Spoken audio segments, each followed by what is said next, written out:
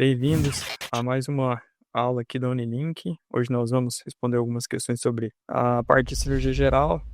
Meu nome é Guilherme, faço parte da equipe de cirurgia geral e hoje nós vamos complementar um tópico que a gente já falou, que é dos tipos de choque. Choque é uma coisa extremamente importante para nós, principalmente do contexto de cirurgia, seja para a parte de residência ou para a parte também para a nossa complementação, para a gente nos tornarmos melhores médicos, porque é de importante, assim, fundamental importância a gente saber diagnosticar um choque, saber tratar, e é isso que pode fazer diferença na hora de salvar um paciente, e também saber fazer diferença na hora de acertar uma questão e passar na residência. Então vamos lá, a gente vai começar nosso tópico pela questão 1, da UERN de 2019, acesso direto. Primeira questão, um paciente de 65 anos de idade com sepsis urinária e choque séptico é internado em CTI após manobras agressivas de excitação.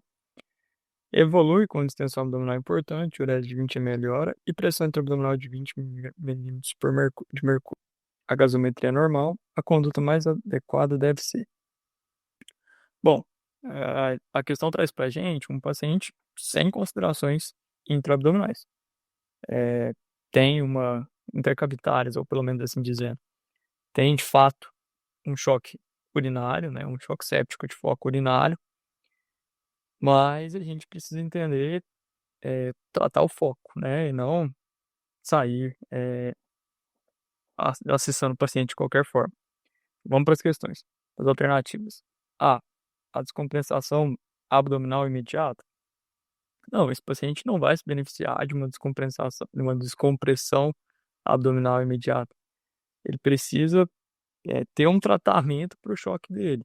A gente sabe que após manobras de ressuscitação cardiopulmonar, é natural, pelo período estase e hipóxia, que se tenha a liberação de fatores que promovem vasodilatação, que promovem, além disso, a liberação de outras citocinas, que vai induzir, às vezes, algum pouco de isquemia e necrose tecidual. E nessa parte intracavitária é normal que se tenha um aumento da pressão intraabdominal. Lembrando que essa pressão intraabdominal, a PIA, ela é normal entre 5 a 10 milímetros de mercúrio. Realmente ela está aumentada nesse contexto. Mas a gente vê que ela tem um diurese adequada, maior que 0,5 ml hora, e a gasometria dele é normal, o que infere para a gente que ele não está no estado de acidose metabólica, geralmente configurado, que é o perfil do choque, né? E configura, na verdade, o choque séptico, que é uma acidose metabólica. E, além disso, não tem, ou a gente aparentemente não consegue configurar de fato um lactato alto. Mas, de fato, a gente tem aqui nas alternativas, a descompressão abdominal imediata não é compatível, ou pelo menos não é uma conduta interessante para o paciente. B, aumento da reposição volêmica. A gente está vendo aqui que o paciente está hidratado, ele está com diurese maior que 0,5 ml hora. Então, não é um choque séptico, não é isso que vai fazer ele melhorar. C, observação e suporte clínico, interessante.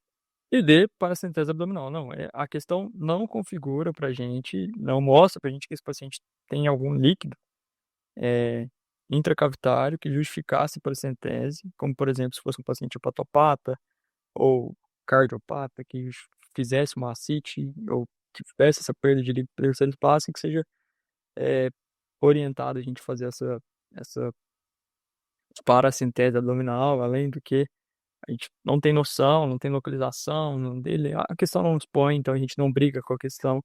A questão certa é letra C, observação e suporte clínico. Observar como é que o paciente vai responder. A princípio, ele não tem critérios, considerações tão ruins. Questão 2 é uma questão da UFS, 2020, acesso direto. Mulher, 39 anos, antecedente de infecção urinária de repetição e aneurisma de aorta abdominal. Usuária crônica de antibióticos, isso é importante para a questão. Chega à urgência em choque séptico de foco urinário e disfunção renal. Traz uma urocultura de 4 meses atrás com E. coli ESBL, que são as E. colis com resistência de amplo espectro. Sabendo que o uso antimicrobiano correto na primeira hora tem relevância no prognóstico, E diante das informações descritas acima, a droga mais adequada para esse é: a gente está diante de um foco de um paciente que está em choque séptico urinário com uma bactéria multiresistente de amplo aspecto para as bacterolactamases. Então, a gente tem que pensar de forma correta em qual o antibiótico nós vamos usar.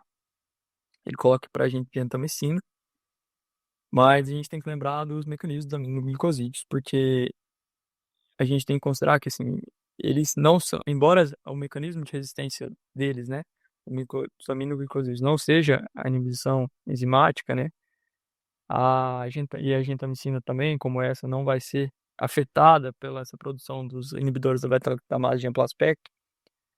Primeiro, a questão não vem falar pra gente nenhuma hora de apicultura, né, e ele também não coloca pra gente, assim, supostas possibilidades de de pacientes críticos, assim, e que ou que o aminoglicosídeo pode piorar, como por exemplo, a toxicidade, nefrotoxicidade, que é bem grave nesses pacientes. Então, assim, em primeiro momento, a gentamicina não é um, um bom antibiótico para a gente usar, né, como primeira classe para esse tipo de paciente. Letra B, ceftriaxona, é uma cefalosporina de terceira geração. Então, dentre esse contexto, uma bactéria de amplo aspecto estendido, a gente tem que lembrar que esse tipo de bactéria hidrolisa a cefalosporina de terceira geração, então não seria um antibiótico adequado. Eritopenem bactérias, somos carbapenêmicos, e é interessante porque quando a gente está diante de uma bactéria com beta-lactamase de aspecto estendido, os principais guidelines colocam como primeira opção, sim, os carbapenêmicos, e como meropenem, imipenem, eritopenem. E é de fato, aqui dentre as alternativas, a primeira opção para a gente colocar e ser a resposta da questão. Tá certo? Ciprofloxacina é uma quinolona que, embora sim, de fato, consiga ter, não é hidrolisada pelas bactérias de beta-lactamase de aspecto estendido, elas, infelizmente, assim, elas têm bastante efeito colateral. Então, a gente coloca, pode sim, como principalmente colocada nos estudos há 2 anos atrás, 2 e 3 anos atrás, que ela é uma das grandes principais substâncias ou drogas que podem favorecer, né, arritmias, como a FA, ou também favorecer a tendinopatias ou coisa do tipo. Ciprofloxacino como quinolona, como quinolona na verdade não é quinolona respiratória, né? Ela acaba sendo uma opção para a gente mais de lado, né? Como a gente tem guideline, a ertopenem acaba sendo a primeira opção. Então, resposta correta, letra C. Bom, Santa Casa, a questão 3, Santa Casa de São Paulo, 2019, acesso direto. Uma menina de 4 anos de idade foi levada ao hospital com queixa de edema em face de região cervical direita, iniciada há 2 dias, acompanhado de vários picos febris, 39 e 40 graus Celsius. E há um dia passou um atendimento na unidade básica de saúde, onde foi diagnosticada quimicamente como provável cachumba, recebendo tratamento apenas sintomático. Hoje evolui com piora do edema, com rápida progressão de tamanho e áreas de equimose. A mãe relatou também quadro de varicela iniciado há 10 dias, apresentando apenas lesões cicatriciais no momento, e que a paciente não urinava há 12 horas. Então aqui a gente está com um paciente pediátrico, febril, com histórico de varicela mais ou menos 10 dias atrás, e evoluiu com piora clínica, é, justificado por essas manifestações sintomáticas clínicas, além do edema que a questão coloca pra gente. Então a gente tem que pensar assim, até agora, né? O que vem falar mais pra gente. A entrada no setor de internação estava acordada, consciente, febre dilatada com frequência de 150 batimentos e pressão de 100% por 60 mm de mercúrio, sem outras alterações do exame físico, além de evidenciada a região cervical com edema, áreas equimóticas e escamativas. Foi iniciada a antibiótico terapia com cefalosporina de terceira geração espacial volêmica. Foram coletados exames, evoluiu rapidamente com alteração do nível de consciência e muito sonolência, sendo submetido à intubação orotraqueal. Após a expansão total com 60 ml por quilo de cristalóide, ainda mantinha perfusão periférica de 5 segundos, frequência cardíaca de 160 batimentos e pressão arterial de 90 por 55 ml de mercúrio, sem diurese. Com base na situação hipotética, assinale a alternativa correta quanto ao diagnóstico mais provável com docência adequada.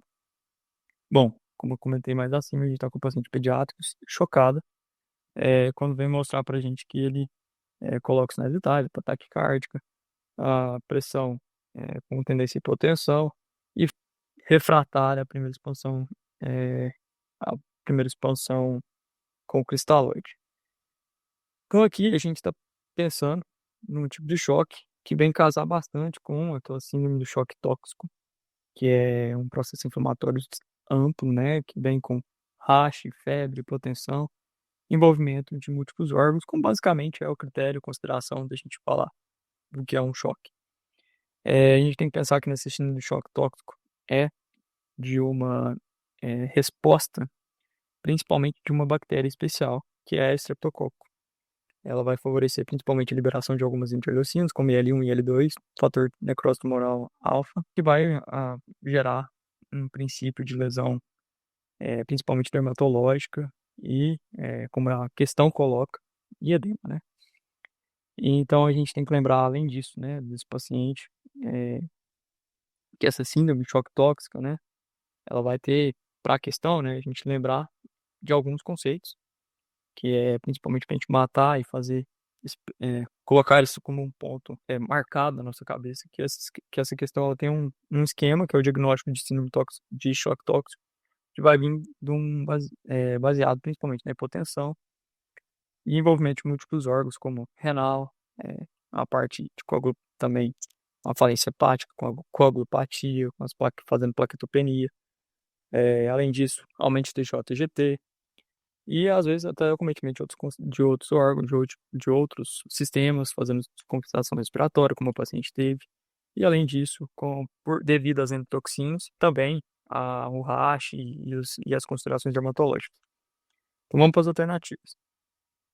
Diagnóstico, choque séptico por meningococcemia conduta, coletar o líquor, manter a antibiótico, iniciar a droga vasoativa.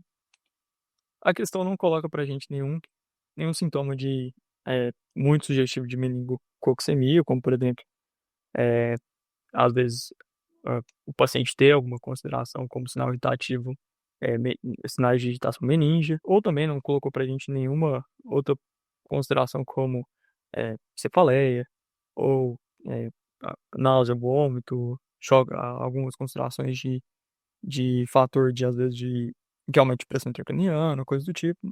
Então, a gente não vem brigar com a questão, coloca ela como segunda possibilidade. Diagnóstico, varicela infectada, conduta associar aciclovir ao antibiótico. Bom, primeiro que a varicela que ele colocou já tinha 10 dias, então ela coloca aqui pra gente na questão que as lesões já estavam encrostadas, então pra gente isso já é considerado como fator de melhora da varicela. E, além disso, né, a gente não trata varicela com antibiótico, né? A gente só trata exclusivamente com aciclovir. Então, alternativa errada. Diagnóstico, choque tóxico, streptococcus, conduta associar clindamicina e iniciar droga vasoativa. Essa é a questão. Alternativa C, diagnóstico, choque tóxico, streptococcus, conduta associar clindamicina e iniciar droga vasoativa. Essa questão vai de encontro com a síndrome do choque tóxico que o paciente está apresentando, devido a esse paciente ter tido algum quadro, ter tido quadro de varicela prévio e possivelmente ter sido porta de abertura para esse streptococo, e que é o fator etiológico da síndrome do choque relatado, que a gente citou aqui. E sim, uma grande possibilidade de tratar esse paciente é associar a clindamicina, principalmente pela consideração de germe de pele que ele pega. E se a paciente como ela taquicárdica, hipotensa, sim, iniciar a droga vasoativa para ela. Tá certo que a letra D de choque tóxico, estafilococcus, não é por estrépito. Além disso, ele coloca sem necessidade de droga vasoativa, não. A paciente precisa da droga vasoativa, né? Ele tá com pré-AM menor que 65. E sepsis por parotidite, complicado, conduta de antibióticos, de drenagem. Não, a questão não coloca hora nenhuma de considerações relacionadas a parótida ou coisa do tipo. Questão 4, na ERP 2017, mulher de 30 anos, dá entrada no hospital com mal-estar, tosse com expectoração amarelada, febre e confusa. Apresentava-se em regular estado geral, hidratada, pressão de 90 por 40 mm de mercúrio, frequência de 100 batimentos, frequência respiratória de 28 incursões por minuto. concretos em base direita, né?